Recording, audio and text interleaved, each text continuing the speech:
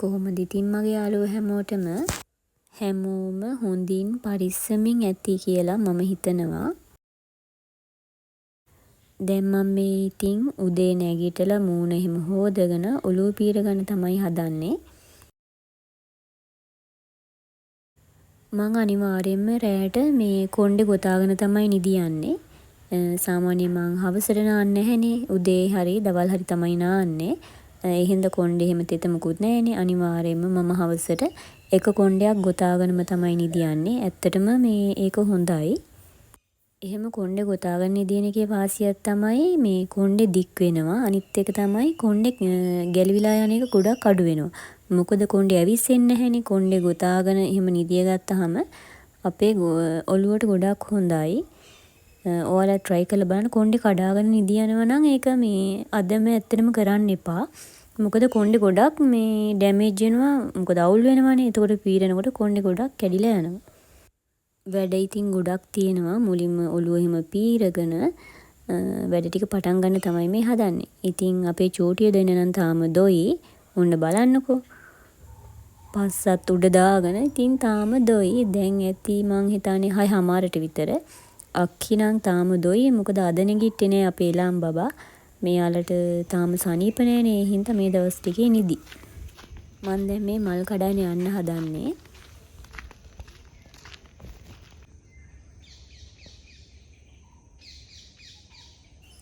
අද නම් අහස පැහැදිලිව ලස්සනට තියෙනවා. මෙයා මෙහෙම ලස්සනට පැහැදිලිව හිටියට එකපාර තමයි වෙනස් වෙන්නේ.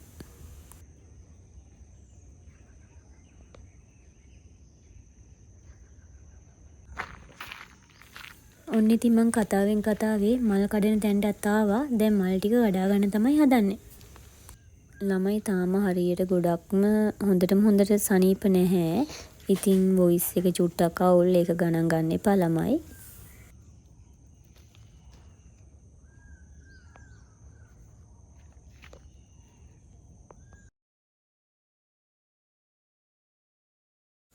දැන් ඉතින් කඩන් ආපු මල් ටික වට්ටි තුනට හදාගන්න හදන්නේ. මගේ වීඩියෝස් බලන අය දන්නවනේ ඉතින් අපේ ගෙදර වට්ටි තුනක් හදනවා. බුදුන්ට මල් වට්ටි 2යි, පත්තිනි මෑණියන්ට කහ මල් වට්ටියයි. වෙනදට උදේට මල් කඩන වැඩ ටික කරන්නේ මගේ තාත්තා. එයා මේ දවස්වල ගෙදර නැහැ. ඒ හින්දා අද තාම චූටිය දෙන්නත් නිදිනේ. ඒ හින්දා ඉතින් මං උදෙන්ම ගිහලා මල් ටික කඩාගෙන ආවා. අනිවාර්යෙන් උදේට බුද්ධ පූජාව, හවසට ගිලන්පස ඒ දේවල් අපේ ගෙදර අනිවාර්යෙන්ම කරනවා. ඉතින් පහනත් අනිවාර්යෙන්ම පත්තු කරනවා. ඇත්තටම මං හරිම ආසයි පහන තියන්න. මොකද ඒ වෙලාවට හිතට පුදුම තරම් සැනසීමක් නිදහසක් දැනෙන්නේ. එහෙම වෙන්නත් එපැයි ඉතින් නේද? මොකද අපි අදහන ආගමනේ. ඉතින් අපිට එතන හිත නිදහස්, හිත සැනසීමක්.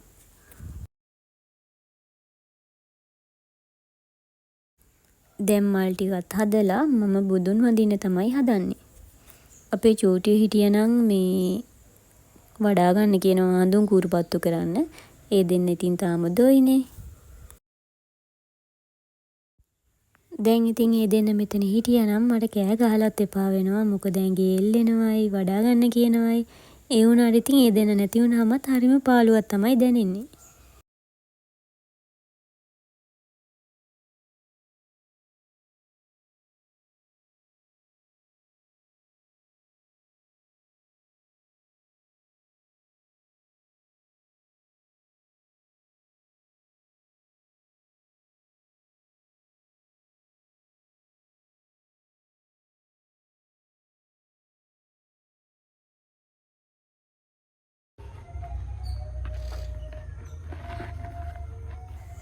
දැන් ඉතින් උදෙන්ම හොදගත්ත රෙදි ටිකක් තිබ්බා. ඒ ටික මට වනන්න වෙලාවක් තිබ්බේ නැහැ. මොකද උදෙන්ම පහන තියන්න ඕනේනේ.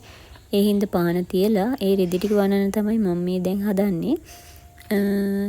ඉතින් තව ලොකු රෙදි තියෙනවා. ඒ ටික වනන්නත් ඕනේ. බබාලගේ රෙදි ටික මුලින්ම වනලා ඉන්න ඕනේ කියලා හිතුණා.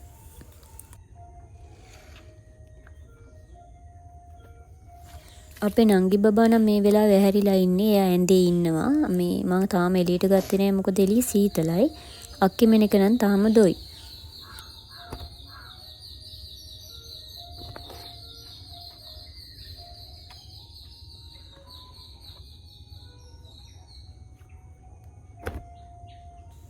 රෙදි හොදලා බේසමේ තිබ්බහම ළමයි ආයේ ඒවා ආයේ මිරිකන්න ඕනේ. මොකද ආයේ වතුර උනනවා ඒවට. ඉතින් ආයේ මිරික තමයි මේ රෙදි ටික ආයේ වනා ගන්න ඕනේ.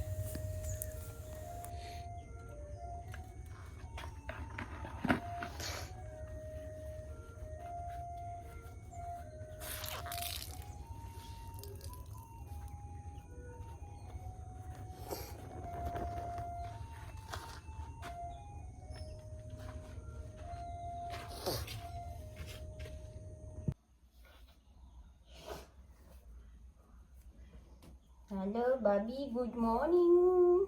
Akka තාම දොයි නේද? ඈ? අක්කි තාම දොයි නේද?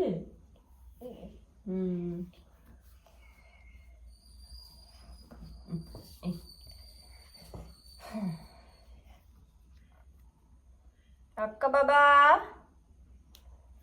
Akka baba. Akka.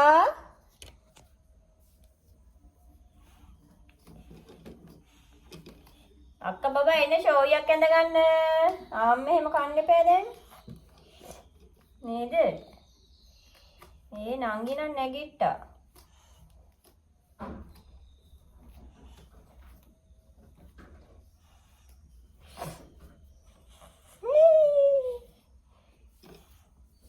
ඉස්කෝලේ යන්නත් නෑනේ ඉතින් අප්පා සනීප නෑනේ තාම බබීලට.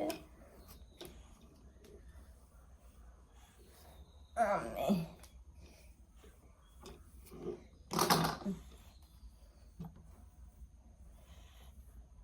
අක්කා වැහැරව ගන්න ගිහිල්ලා අක්කි එන්න බෙහෙත් බොන්නක් තියෙනව නේද?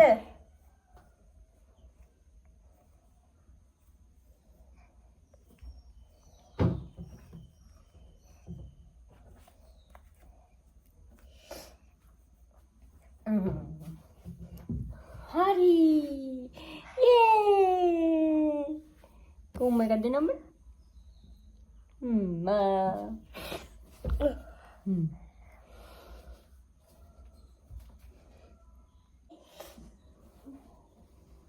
Good morning kiya kattiයට. Akka. Good morning kiya kattiයට. Ayye.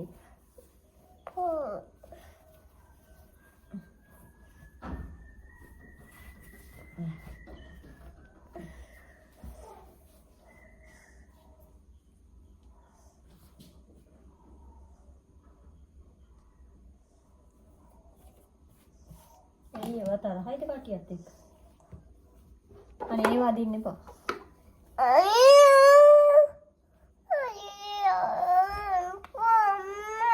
දැන් අර කාමරේට එනවනේ සෙල්ලම් කරන්න.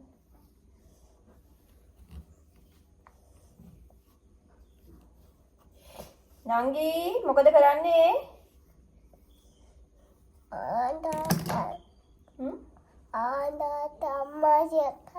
තාත්තා යම ඉන්නවද?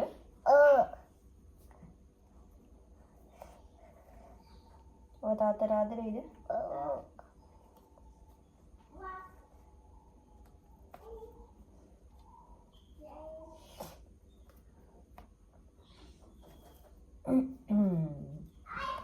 හරි. හරි. ඔන්න ඉතින් දැන් ඒ දෙන්නව ලෑස්ති කරලත් ඉවරයි. දැන් ඉතින් මේ ඇඳන් ටික අස් කරගන්න ඕනේ. කොහොමද මං දවස් 3ට වගේ මේ බෙඩ්ෂීට් අයින් කරනවා. මේ පේනවනේ මේ කාමරේ හැදුලේ හැටි.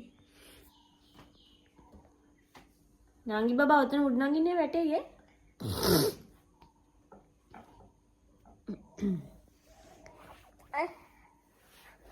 මම දැන් අඳන් අස් කරනකම් ඔයාලා ඉස්සරහින් ඉන්න. එපා කියලා බෑ අම්බෝ වැටේ ඔය පේනවනේ. උඩ නගිනවයි. දැන් ඉතින් මේ දෙවෙනි පාට රෙදි ටික හොදගෙන තමයි හදන්නේ. බලන්නකො ඉතින් බෙඩ් ෂීට් එහෙම තියෙනවා. ඒ ටික පෙඟෙන්නේ දාලා ඉතුරු වැඩ ටික කරලා තමයි රෙදි ටික හොදන්න ඕනේ. මොකද බෙඩ් ෂීට් වල කුණු එහෙම ගොඩක් තියෙනවනේ. කුණු කියන්නේ ඉතින් අර දවස් 3න් 3ට අයින් කරනවා. ඒ වුණාට ඉතින් අපි ඇඳේ නගිනවා බහිනවා. එතකොට කකුල් වල තියෙන ජරාව හිමයි ගෑවෙනවනේ. ඉතින් බෙඩ් ෂීට් එහෙම පෙඟෙන්න දාලා තියලා තමයි හොදන්නේ.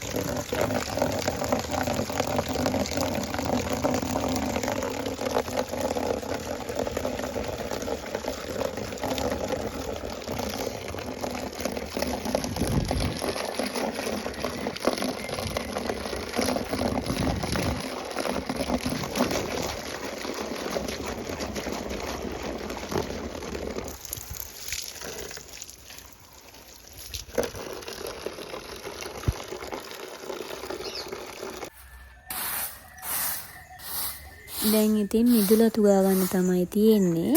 මේ වෙලාවේ නම් දෙන්නම ඇහැරිලා ඉන්නේ. සාලේ ඉන්නේ දෙන්න. අපේ අම්මා මේ වෙලාවේ ගෙදර නැහැ. එයා උදෙන්ම ගියා බෙහෙත් ගන්න ඉස්පිරිතාලේ. ඇත්තටම මේ පාර හැදුන වෛරස් එක නම් ළමයි කියලා වැඩක් නැහැ. ඒක පුදුම තරම් අමාරුයි. ඒ කියන්නේ මේ ඒක හොඳ වෙන්නේ නැහැ. කොච්චර බෙහෙත් බිව්වත් හොඳ වෙන්නේ නැහැ. වැඩි වෙන එක විතරයි වෙන්නේ. අපිට තාම හොඳ නැහැ. ඒ කියන්නේ බබාලා දෙන්නටත් එහෙමයි, මටත් එහෙමයි, අපේ අම්මට. අපි කට්ටියටම මේ අසනීප වෙලා ඉඳලා බෙහෙත් දෙපාර තුන් පාර ගෙනාවා. ඒත් මේ බෙහෙත් වලටවත් අඩුන්නේ නැහැ. ගොඩක්ම මේ ඒක පපුවට තමයි සෙම ගතිය බලපාන්නේ. ඒ කියන්නේ කැස්ස තියෙනවා මේ ඔළුව රදේ. ඒක අඩු වෙන්නෙම නෑ ළමයි. අපේ බබාලටත් තාම හෙම්බිරිසා ගතිය හැමමයි. ඉතින් හරිම අමාරුවෙන් තමයි වැඩ ටිකත් කරගන්නේ. ඒ කියන්නේ එක දිගට වැඩ කරන්න හරි අමාරුයි. කියන්නේ මේ මහන්සි වෙන්න බෑ. හතිය වගේ එනවා. ඉතින් මං හිතන්නේ ලෙඩේ හැටි වෙන්නේ නැති වෙනදාට ඉතින් අපි එහෙම ලොකුවට වැඩ කරලා ලොකු මහන්සියක් දැනෙන්නේ නැහනේ. ඉතින් දැන් එහෙම නෙමෙයි. හරි මහන්සි. මොකද්ද? අනාංගි දැන් ටිකක් සෙල්ලම් කරලා ඉඳලා ඒ වාට දෙයි ආවේ. එන්නකෝ. ඔය බයිසිකලේ කෑල්ල හයි කරන්නකෝ. අතේ තියන් ඉන්නකෝ. ඒක නංගි දැන් තව ටිකකින් බිම දානවා. එතකොට ගමු ඈ. බෝ දාඩිය දාලා නටලා. අයියෝ පුතේ එපා. අම්මා කියන්නේ ඇයි නංගි ඔක් ගැලෙව්වේ? උගන්නේ.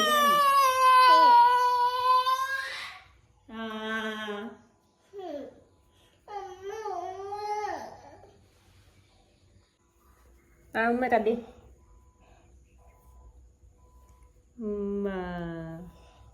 මදුනට කමනේ හපන්න එපා. අඟ රෙදි කැල්ල අරන් දෙන්න නංගි නහයි පිහදාන අක්කම බා. නෝ මම දාලා. කොහෙන්ද? එපා අම්මා මම දෙන්න වාර බෑ. හරි.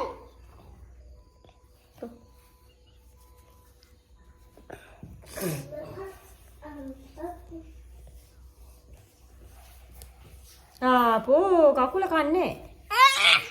කො ෆෝටෝ ගේන්න. අක්ක ෆෝටෝ ගේන්න මට.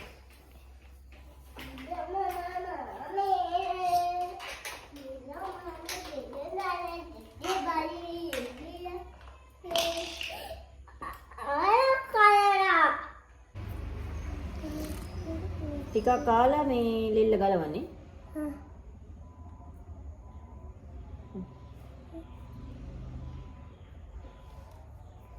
නංගිටත් දෙනවා.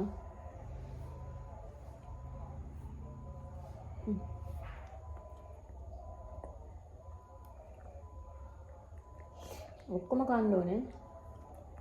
භාගයක් කාලා තමයි ලෙල්ල ගලවන්නේ.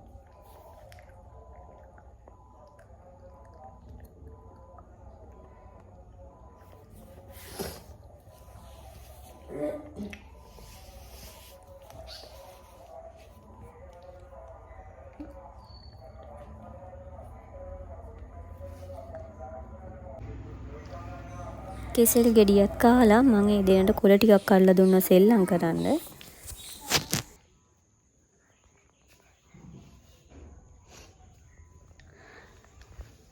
ඒ ඇහැට මොකද?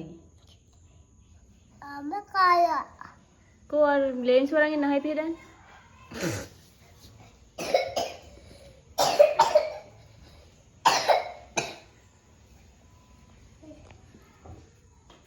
දෙව.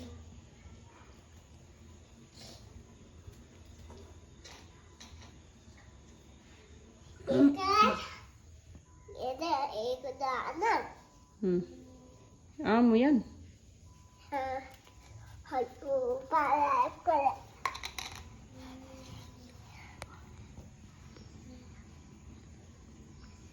අයියෝ මගේ යාළුවගෙන් කෝල් එකක් ආවා. මේ එයාලා දිහා දඹල තෙල් දාලා තියෙනවා බත් ටිකක් දෙන්න ඉන්න කියලා.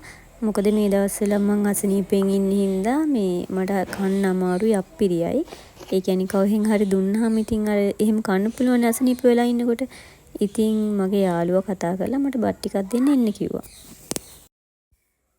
දැන් ඉතින් බබාලා දෙන්නව ඇඟ හොදලා බබාලට කවලා බෙහෙත් දීලා ඔක්කොම කරලා දැන් මේ දෙන්නව දොයි කරන්න තමයි හදන්නේ. උන් ඉතින් නංගි පැටියනම් දැන් නිදි. මම බබාලා හොදන ඒවා කවන ඒවා නම් වීඩියෝ කරන්න ගියේ නෑ ළමයි. කොට්ට දෙකක් විතර උස්සලා තියන්නේ නැත්තම් මේ නංගි බබාලට කැස්ස එනවා. ඒ හින්දා තමයි මම මේ කොට්ට දෙකක් විතර උස්සලා තියන්නේ. එතකොට යාලට ඇත්තටම පහසුයිනේ.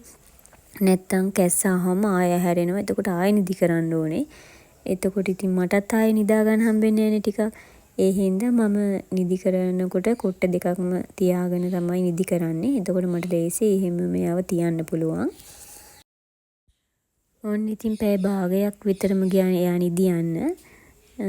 කොහොම හරි ඉතින් දැන් එයා දොයි.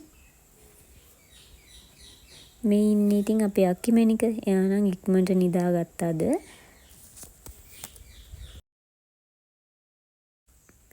දැන් ඉතින් මේ දෙන්න දොයි අතරේ මටත් චුට්ටක් නිදා ගන්න ටයිම් එකක් තියෙනවා.